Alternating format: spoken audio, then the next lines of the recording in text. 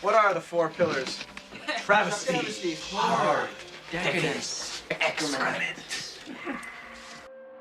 So I already did a video analysing the Dead Poets Society, but I think I said then that I might consider doing a second one. And I think I said that for most videos I say, because I watch a film and get a ton of different ideas and you can't do all of them, but I am doing a second video on the Dead Poets Society because I want to talk about the intro, or mostly the intro, a couple of other things as well. Let's just get into it, shall we? Let's start with the introduction and we're just going to analyse the scene. So it begins with a black screen. Even before we get any visuals, we hear the echoed sounds of, I don't know the word for it, but the sounds of people quietly seating themselves, getting ready, that shuffly sort of noise of people trying to sort themselves out. It's an odd, awkward thing to begin a film with, and I think awkward is the right word, but I'll come on to why this is significant in a minute. Discounting the credits, the first image we see is this close-up of a painting on the wall. These 3 model students of the school, dressed in suits, already like men, leaders for the future. This is who all students at Welton are supposed to aspire to be. This is what the school aspires to create, men amongst school kids. But then the camera pans down and we see the reality, a very young child, not quite that great man they envisioned. And I don't know what the style of this painting is, but it's that awful sort of pastel-y, faded mix you'd get on a chocolate box and stuff. And the reason I'm saying that is because this small boy standing before the painting, the reality, he's not a letdown. He's not a child who has failed to live up to the painting behind him. He's just what a real school kid is. The painting behind him is an unobtainable ideal, hence the pastel-y quality. It's romanticised to such an extent that it feels fantastical. It's not that the child is a letdown, it's that the expectations are delusional. And what it presents is a sense of tradition.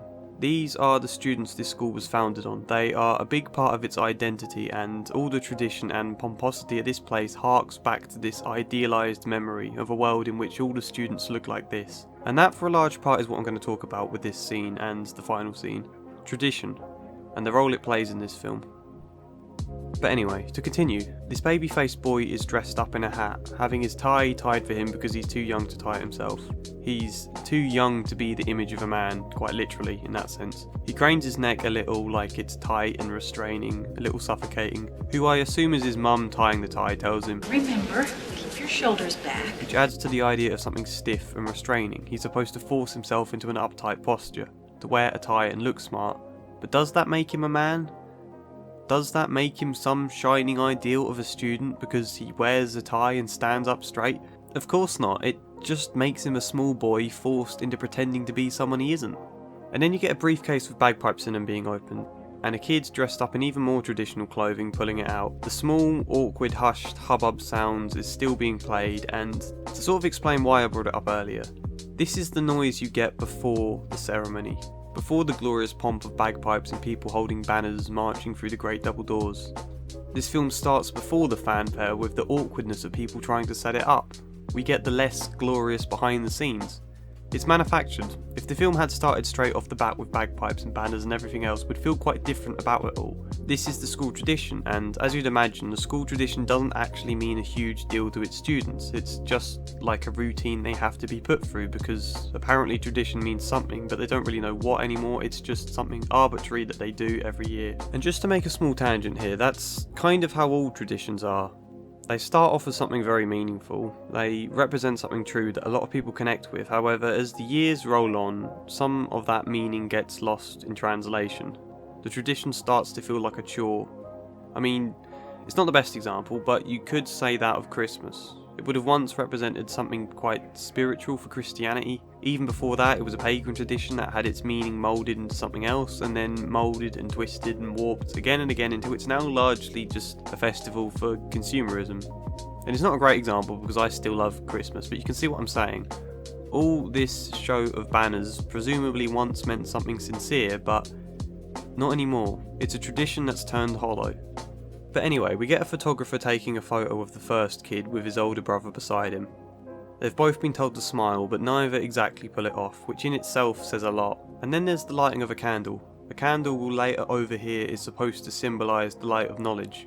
And the title pops up beside it, while a hand with matches has its arm faded into the background behind, like a ghost, or a dead poet maybe. I don't know. It's a beautiful shot though, and I'm mentioning it now because the candles will be a key motif in this film. And I don't want to repeat the same point, but this beautiful shot of the candle pans up where we then see two old men standing over it. One of them explaining the routine to the other, telling him when to pass the candle, and we realise that's all it is. This beautiful, eerie, symbolic looking shot of a candle kind of has the magic stripped from it. You know, it's actually just two tired old men prepping themselves on the same tired routine. But anyway, I think we now get to the first shot of the film that isn't actually a close-up, because it's not quite so awkward now. Everyone's in position and ready. The mask of pomp and fanfare can now enter. We also see just how ridiculous and idealistic that painting on the wall is now. Some sort of saintly figure, flag behind, holding some relic of a document while these wonderful students huddle round. She herself most likely represents the knowledge that shines on them at this school. I mean, have you ever gone to school feeling like the saintly light of knowledge shines blissfully upon you? I bet you haven't. Up go the banners anyway, on comes the bagpipes, and we get a shot of the first banner. They're playing Scotland the Brave.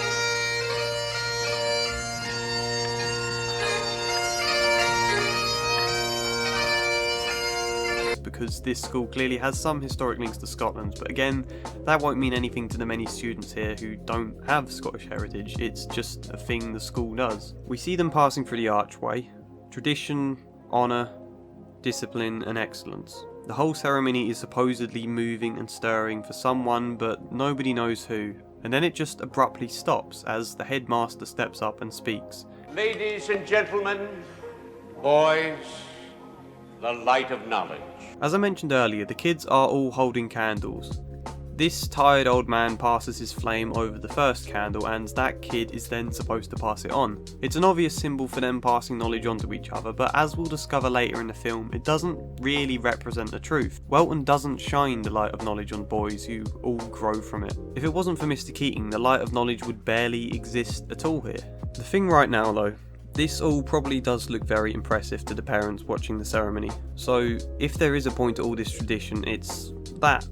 To make the school look impressive. Isn't that how the film plays out really? When Neil dies and there's questions raised about their school, they use Mr. Keating as a scapegoat to save the school's reputation.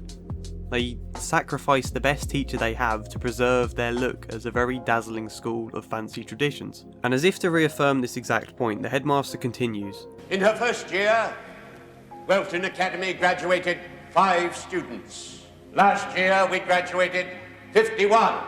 And more than 75% of those went on to the Ivy League. You see, this assembly isn't for the students. It's not welcoming them in or anything. It's not inspiring them. This ceremony is simply to show off to the parents how good a school we are. It's like an advert, if anything. The more impressed the parents, the more students they get, the more money they make. This is why you parents have been sending us your sons. This is why we are the best preparatory school in the United States. And I think I've made this point quite clear now. Tradition losing its meaning.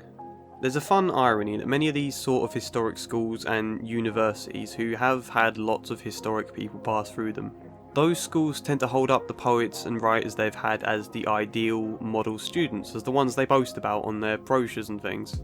Nathaniel Hawthorne studied here, or John Milton, or Tennyson, or whoever. He's our most famous alumnus. The irony being, those exact sort they hold up with pride and expect all the new students to aspire to follow, are the exact sort that were free thinkers, the exact sort that questioned authority and challenged the norm.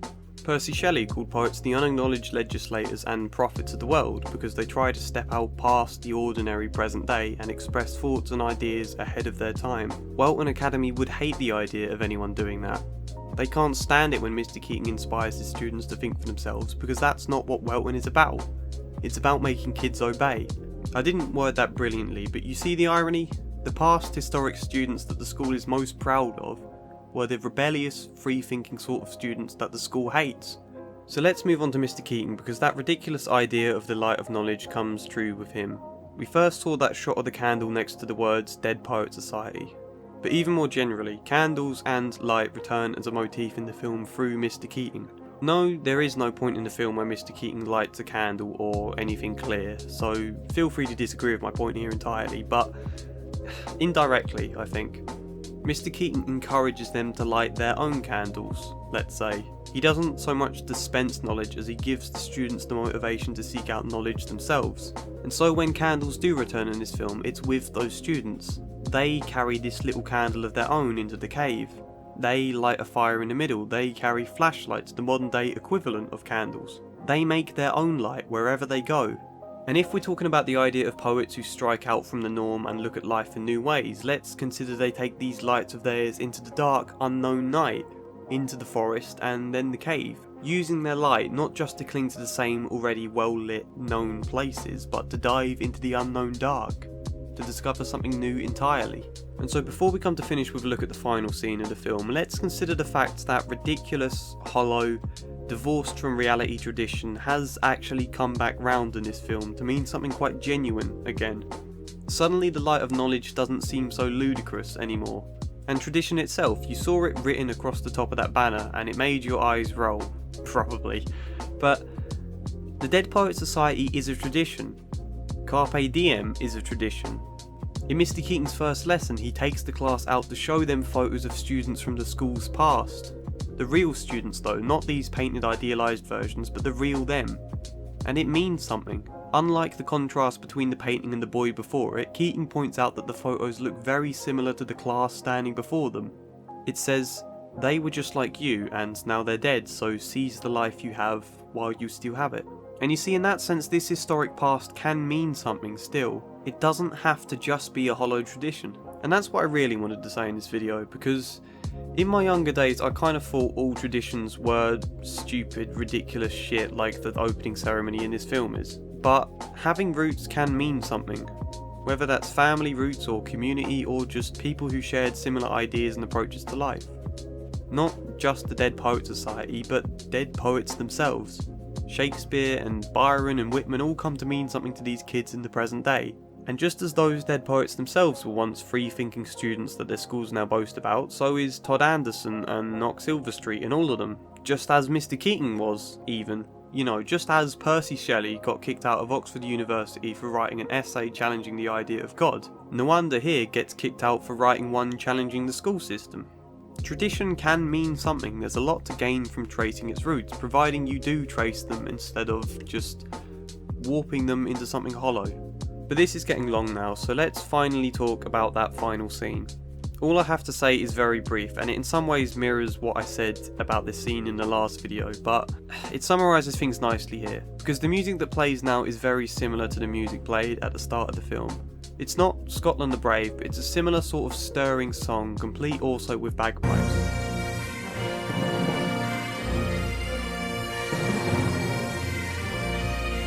The difference is we don't get the awkward shuffling of people preparing the song. It comes on its own at a place where it feels significant, which is Todd rising to stand on his table, the symbol itself of looking at life from a different perspective, or free thinking, or everything Mr. Keating encouraged in them. That's when the music comes in. It doesn't feel forced, it feels genuinely moving. It doesn't reflect some hollow tradition, it reflects what the characters genuinely feel. All that old tradition that somehow lost its way and became ridiculous somehow finds it again and rediscovers its meaning through these kids. And in the end, the music completely drowns out the headmaster and his strict ideas of discipline and obeying elders. Not only do they ignore his commands, but his voice literally disappears in this scene. You just stop hearing him altogether while the camera fixes on the main characters. And this is it, because if tradition should stand and mean one thing, and one thing only, it's bringing people together. Traditions are meant to unite communities. It unites the kids of this film. They are like a brotherhood under their captain. Their tradition and community is the Dead Poets Society. And what this sense of brotherhood, of tradition, of challenging the norm does, is it snatches hope from a tragedy. Because this film very nearly ends as a tragedy with Neil's death and Mr. Keating, the one good thing about Welton, being sacked. But it ends happy. Mr. Keating thanks them and leaves happily because he knows his work is done. He can see he's helped those boys to light their own candles, to make their own light that even rigid lessons now under their headmaster can't subdue. And the final shot is of Todd, the main character of the film. Darkness on either side, but light around him. Whatever Welton is or becomes, that's what matters most. There's light around him. These boys find their light by rediscovering the meaning at the heart of traditions that since turned hollow. They find their light by reconnecting with the meaningful past of the dead poets and the Dead Poets Society. So that's all I wanted to say about the film for this video. I don't know if I'll do a third part, maybe one day, but I'm not planning it anytime soon, so don't hold out for that. Thanks for watching though. If you enjoyed it, please like it, leave a comment. I'd love to know what people think. Subscribe if you're new. I still don't know how to end these videos or say goodbye, so I'll just say goodbye. Goodbye.